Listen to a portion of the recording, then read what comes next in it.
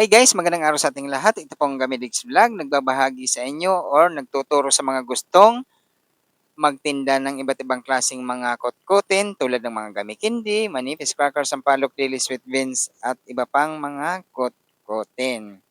Guys, ito ituturo ko sa inyo kung paano mag-repack at kumita dito sa mga gami-kindi. Ang re-repackin natin ngayon, gummy bear candy. Ang kilo ng gummy bear candy ngayong November 14, 2025, 108 pesos. Ang 2.5 kilograms, 270 pesos. Presyong Divisoria, Manila.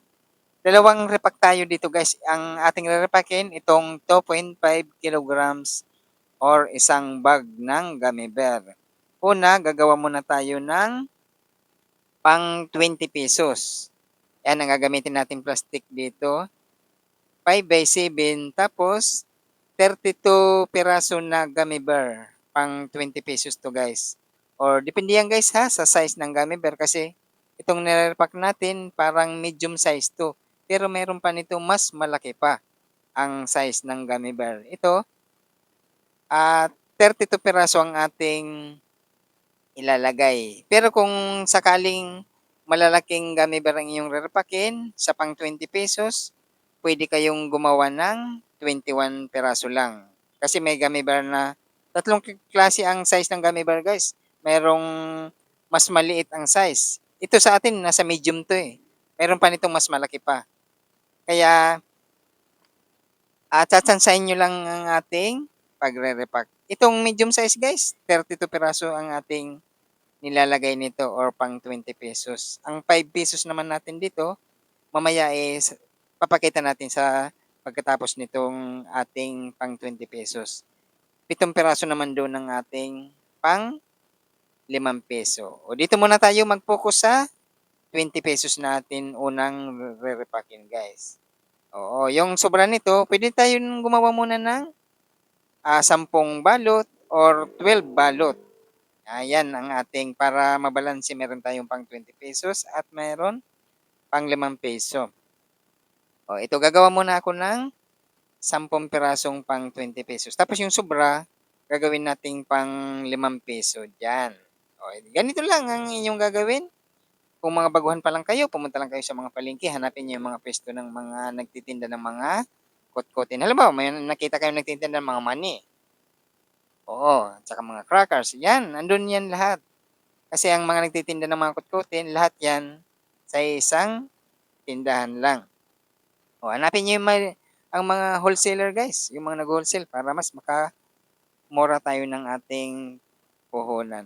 Ayan guys, kailangan meron lang kayong sealer, yan, yung pang-lock yan, or yung pang-sara. O, mas maganda yung ganyan, mabilis natin may isasara ang ating pagre-repack. At saka meron naman mamurahin mga ganyang mga sealer guys. Mabibili natin sa mga palengke. Oo, yung mga ganyang mga seller. Oh, at saka bago nyo naman i-sell guys, kung mga baguhan pa lang kayo, wag nyo muna i-sell. O repakin nyo muna lahat ng inyong gustong repakin at saka nyo bilangin kung magkano lahat ang aabutin at saka magkano gusto nyong kikitain. Ito naman ang susunod na nating. Tapos na tayo ng pang 20 pesos guys. Ito naman ang pang 5 peso. Yan. Ang gagamitin naman natin yung plastic dito, 3x4. Yan, yung makapal na malinaw na plastic guys. Yung makapal yan ha. 7 piraso or 7 pieces na gummy bear ang ating ilalagay. Pang 5 piso lang yan. Para abot kaya ang presyo ng lahat ng ating mga kabayan. May 5 piso tayo, may 20 pesos tayo. Mababang presyo na yan. At saka, kayang-kaya yan ng lahat ng ating mga mamimili. Ayan. Kung sakaling napakadami pa yung sobra ninyo sa 20 pesos, pwede nyo dagdagan ng nirepack nating 20 pesos. Makikita niyo naman kung sobrang marami ang pang 5 piso, o dagdagan nyo yung naunan yung nirepack na 20 pesos para, kasi minsan mabili ang pang 20 pesos guys. Oo. Minsan, ang daming bumibili ng pang 20 pesos kasi mas marami-rami ang laman. Yan. Kasi pag sa 5 piso, medyo bitin sila pag bibili sila ng ₱5 lang o kaya sa ₱20, kayang-kaya naman ang ating, presyo. Ayan, panoorin niyo lang itong video natin guys, hanggang sa dulo para malaman ninyo kung magkano ang kikitain natin dito sa nire-repack natin na isang bag or yung 2.5 kilograms or 2 kilo't kalahati. 'Yan, oh. 'Pag mga baguhan pa lang kayo, 'wag muna kayong bumili ng tagda 2 kilo't kalahati ang inyong bibilhin. Bili muna kayo ng tig 1 kilo lang muna at saka para makita ninyo kung ano ang magiging mabili sa inyong mga lugar. Ako guys kasi matagal na akong nagtitinda, ang binibili ko itong tagda 2 kilo't kalahati na. Oo, maramihan ang ating binibili kasi na natsansanan na natin kung magkano or ilan ang nakokonsumo ng ating mga kababayan. Ayan guys, bago ninyo i-seld ang una kong paalala, bago ninyo i-seld, bilangin niyo muna kung magkano ang inyong puhunan at saka kung magkano ang inyong gustong tubo, 'yan. O bilangin niyo muna kung ilan lahat ang inyong nabalot, tapos presyuhan niyo at saka i-minus niyo yung puhunan. O makikita niyo kaagad kung magkano ang inyong tutubuin bago ninyo i-seld. Kung sa tingin niyo gusto niyong bawasan or dagdagan ang inyong mga binalot na, nasa sa inyo na 'yan. Kayo ng bahala magdesisyon sa gusto niyong kita or tubo. O 'yan. 'Yun lang naman ang puhunan natin guys, yung plastic. 'Pag mamimili tayo, isabihin niyo na yung plastic pagbili kasi, um, mahirap 'to hanapin yung plastic na 'yan guys. Kung nasa mga palengke hindi nga lahat do'n ng mga tindahan, may mga plastic na ganito, eh. Do'n niyo lang 'yan mabibili yung mga plastic na makakapal sa mga nagtitinda ng mga cups, 'yan kadalasan ando'n 'yan yung mga plastic na 'yan. Oo, yung mga, tindahan na 'yan, yung mga plastic na pinagbabalutan natin. Oh, 'di ba gano'n lang, oh. Napakadali lang, repakin nito. Ang kagandahan lang nito,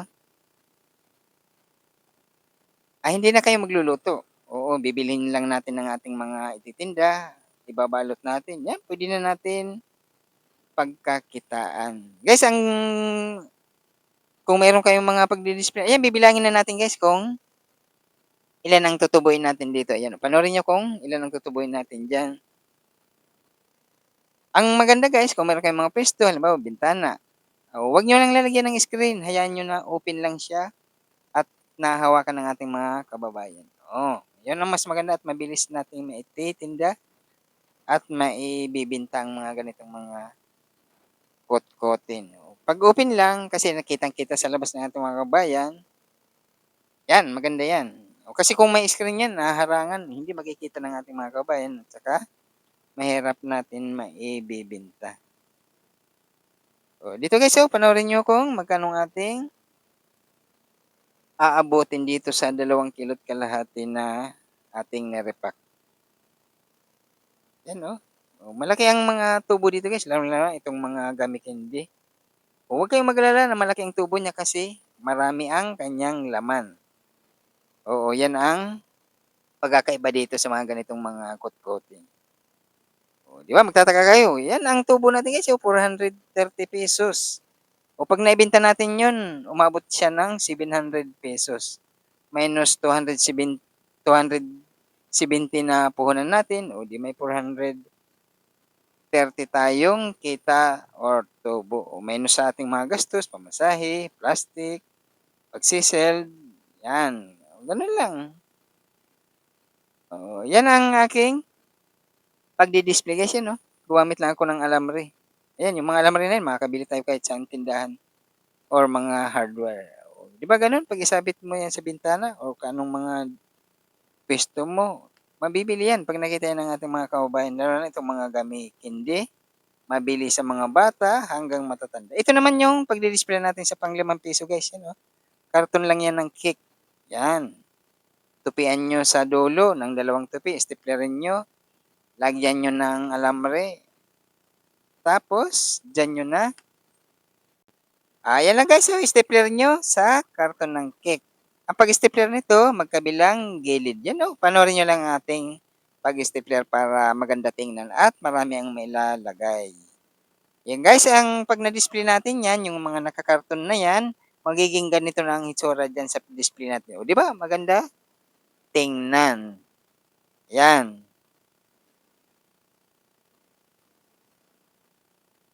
Oh. Importante, wag nyong ipapaputol ang karton na yan. Ayan guys, pag na-display na natin yan guys, wag natin ipaputol ang karton na yan sa ating mga customer. Bunot lang sila kahit saan para maraming beses pa natin yan magagamit. O lilinisin lang natin yan pag may nabibili. Tanggalin nyo lang yung stapler. Tapos, yan, pwede nyo na uli saksakan ng mga paninda. Ayan, yung mga karton na yan guys, kasi mahirap yan natin mahanap sa mga nagbe-birthday lang yan. O pag may nakita kayong mga nagbe-birthday dyan, bilhin nyo yung mga karton yan, mga 20, 25, o ganun lang para may magamit natin pang displayhan ng mga gamit hindi. O di ba maganda na tingnan pag naka-stapler na yan. O ganun lang ka, dali. Pag na-display mo na yan, pera na yan.